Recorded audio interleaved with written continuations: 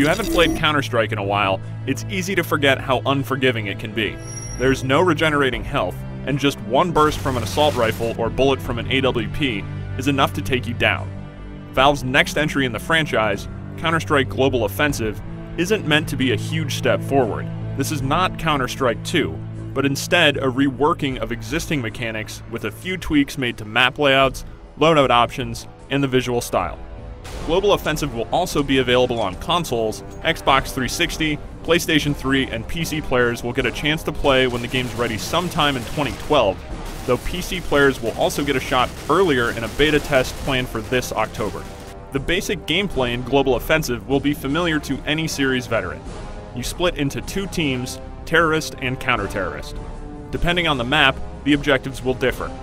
On Dust and Aztec, the terrorists need to plant a bomb at one of two designated sites, while the counter-terrorists need to stop them.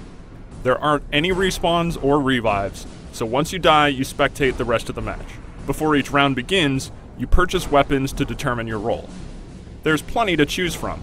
High-powered sniper rifles, submachine guns, and assault rifles are all available. If you survive a round and win, you keep the weapons. If you die, you lose them and have to repurchase. That's where money comes into play. Kills and wins reward you with cash, which can then be used for better and more varied gear.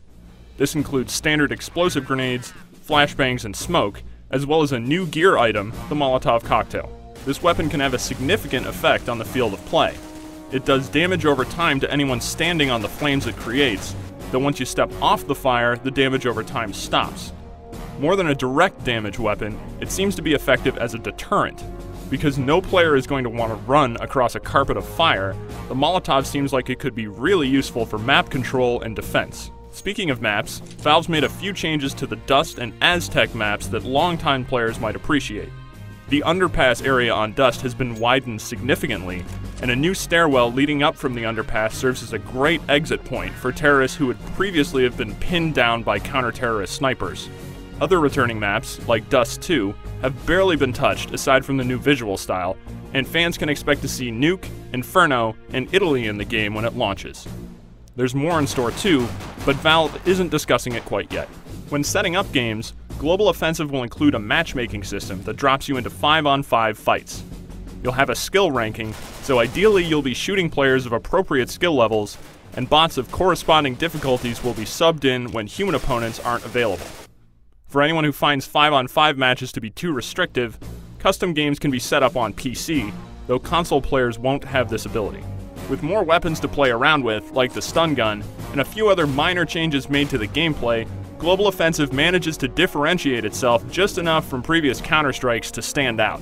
Even with changes, this still feels very much like Counter-Strike. Fast, punishing, and a lot of fun. For more details on Global Offensive, head over to IGN.com.